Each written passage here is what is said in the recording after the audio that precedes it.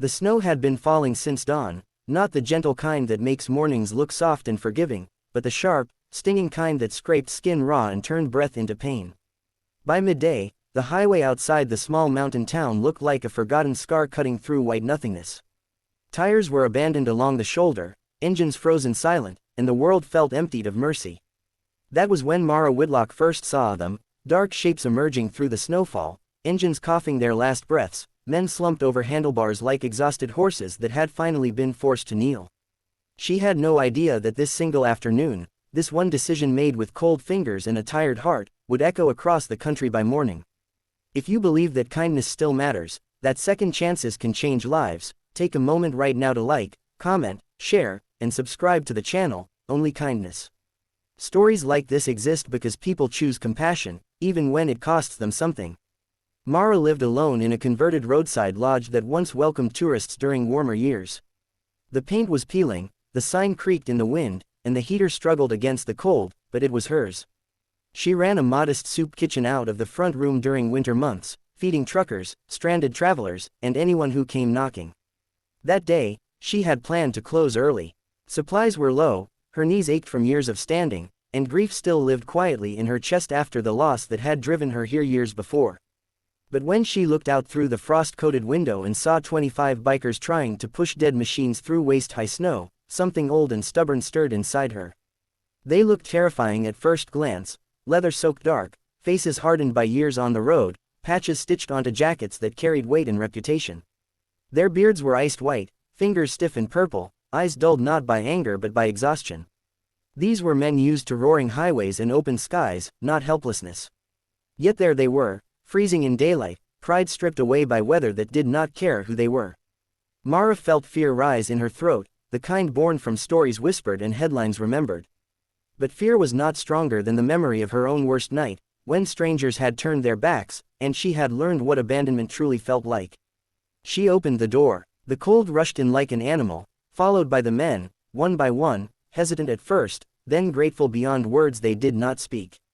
The lodge filled with the smell of wet leather, gasoline, snow, and human fatigue. Mara moved with purpose, dragging out extra blankets, lighting the second stove, boiling water until steam coated the windows.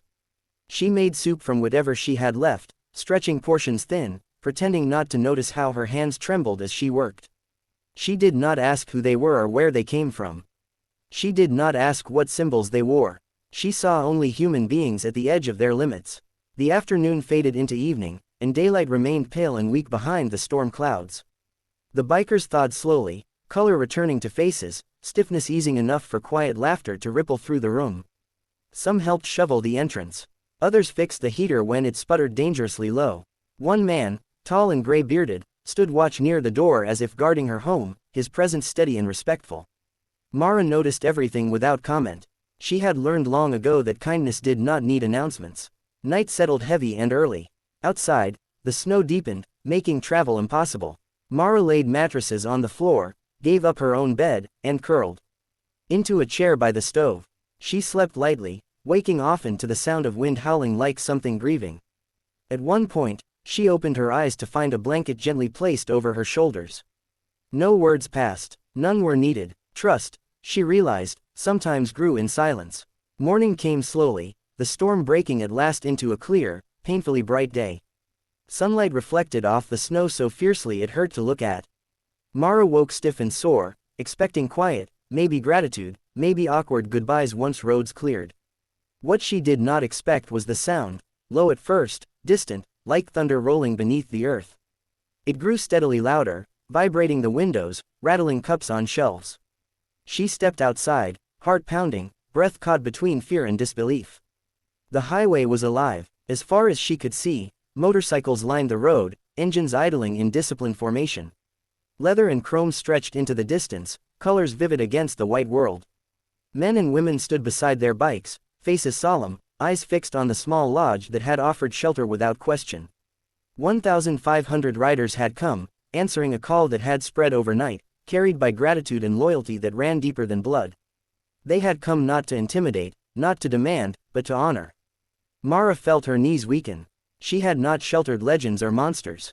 She had sheltered people, and now, Those people had returned multiplied beyond imagination. The bikers she had helped the night before stood at the front, forming a quiet path toward her door. Their leader stepped forward slowly, removing his helmet with care. His expression held something rare, humility worn openly. He bowed his head slightly, a gesture that silenced the crowd behind him. The air felt charged, not with threat, but with reverence. Mara realized then that kindness, when given freely, had a way of traveling faster than fear ever could. They did not shout. They did not rev engines in celebration. They stood there in respectful stillness, as if in a place of worship. The leader placed a heavy envelope gently on the step, its weight unmistakable even from a distance. He motioned toward the lodge, toward the cracked walls and sagging roof, then toward the road that had nearly claimed them. Gratitude filled the space between them like warm light. Mara's eyes burned. She thought of all the nights she had questioned why she kept going, why she gave when she had so little left. She thought of the loss that had taught her what cold truly meant, not the kind that froze skin, but the kind that froze hope. Standing there, wrapped in borrowed warmth, she felt something loosen inside her. The world had not forgotten kindness after all. It had simply been waiting for someone to prove it still mattered. The riders stayed through the morning. They cleared snow, repaired damaged fencing, reinforced the roof, stocked her pantry until shelves bowed under the weight.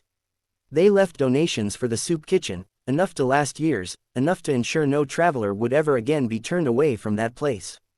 Before they departed, they formed a final line, engines silent, heads bowed briefly in unison.